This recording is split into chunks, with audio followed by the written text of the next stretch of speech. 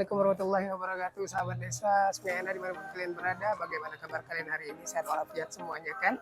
Nah, kali ini agenda kami desa Sungai Ena mengadakan seminar atau penyuluhan, bukan seminar sih, penyuluhan, tepatnya penyuluhan tentang penyakit menular HIV dan AIDS yang dihadiri oleh ada dua narasumber di sini, ada kepala desa juga dan ketua RT, kader posyandu, dan kita akan langsung lihat kegiatannya seperti apa. Ayo. Pertama, puji syukur kepada Tuhan Yang Maha Esa, kita bisa berkumpul di aula kantor desa ini dalam keadaan sehat walafiat tanpa kurang sagabung. Selanjutnya kami ingin menyatakan bisa menghindari penyakit ini, kita bisa juga memberi pemahaman pada masyarakat kita bahwa yang terkena penyakit ini pun masih bisa untuk produktif. Jadi jangan sampai juga yang terkena ini menjadikan dia tidak produktif, menjadikan dia tidak punya motivasi untuk maju ke depan.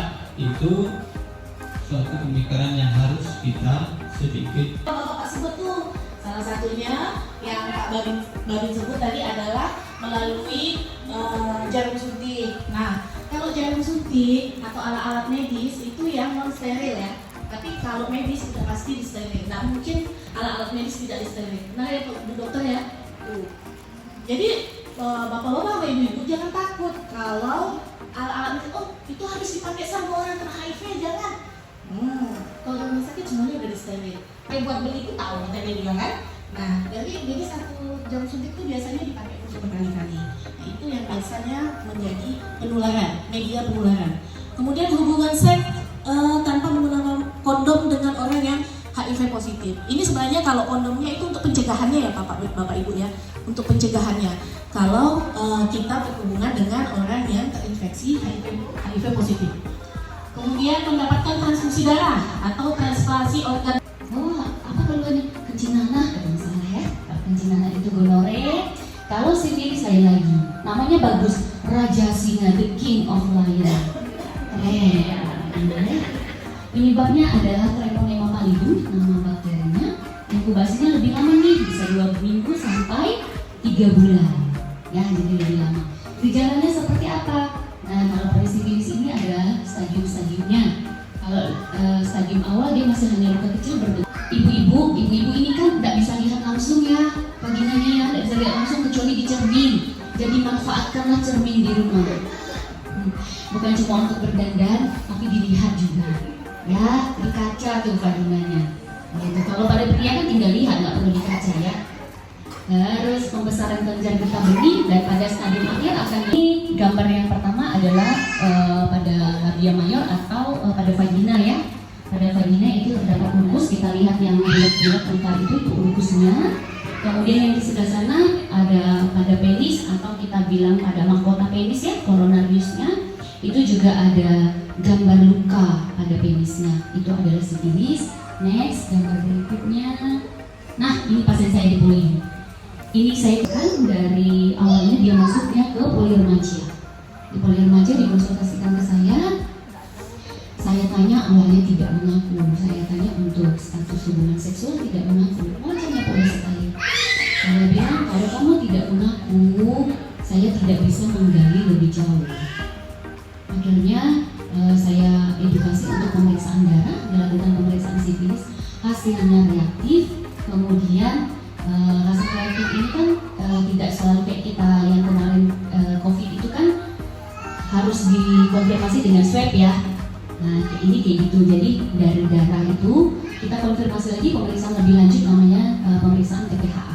Dr. Ica terkait program inovasi ini dan memang ini sangat berkaitan dengan topik yang dibicarakan pada topik yang dibahas pada hari ini. Jadi Bapak Ibu, ini adalah salah satu program yang saya buat dari program residensi magister kecamatan saya Bapak Ibu. Mas ini Bu, untuk kita masa depannya, tindak lanjutnya apa Bu? Dari pihak pemerintah, memang kalau kita mendengar masalah HIV dan AIDS ini bukan masalah barang asing lagi Bu. Dari zaman dulu dan mungkin dari zaman saya kecil sudah ada. Untuk tindak lanjutnya sekarang ini supaya tidak menjangkau waktu yang panjang, jangka waktu yang pendek itu bagaimana? lakukan karena terkadang saya menemukan pasien yang mempunyai ciri-ciri seperti ruam ataupun alergi kulit seluruh badan, tapi setelah itu saya sendiri terkadang sakit. Jadi saya selama ini antisipasi mandi pakai sabun skabies yang untuk mandikan kutu kucing. Kemudian saya konsumsi madu Wilayah generasi emas bebas HIV dan AIDS. Sebenarnya generasi emas ini kan kita pun tidak pernah tahu seperti apa nantinya generasi kita. Tapi saat inilah kita yang punya anak ataupun salah satunya apapun yang dilakukan oleh kita itu sebenarnya masuk di dalam penanggulangan dan pencegahan HIV dan AIDS. Halo, saya Dr. Ica dari Puskesmas Tanjung Puri. Ya, kesan saya untuk kegiatan ini, kegiatannya sangat bagus sekali. Ya, terus lakukan, kemudian dukung juga apa yang Puskesmas Tanjung Puri kerjakan terhadap program-program untuk meningkatkan generasi emas bebas HIV/AIDS untuk remaja kita. Sekian dari saya, terima kasih. Saya Ika, saya dari Ikatan Perempuan Positif Indonesia. Dengan kegiatan ini sangat baik sekali, mantap. Pesan saya, mengetahui status dini HIV akan lebih baik ketimbang tidak mengetahui status sama sekali. Mantap. Baik, terima kasih. Kegiatan ini kita lakukan memang merupakan program dari Desa Sungaiana, yaitu di bidang kesehatan. Mengapa tema ini kita angkat generasi muda bebas HIV? Karena kita melihat bahwa generasi kita ini harus kita selamatkan, dan generasi ini generasi ke depan harus lebih kuat daripada kita. Untuk itu kita harus memberikan sesuatu yang terbaik untuk generasi kita. Salah satunya adalah generasi kita harus bebas dari HIV/AIDS. Terima kasih.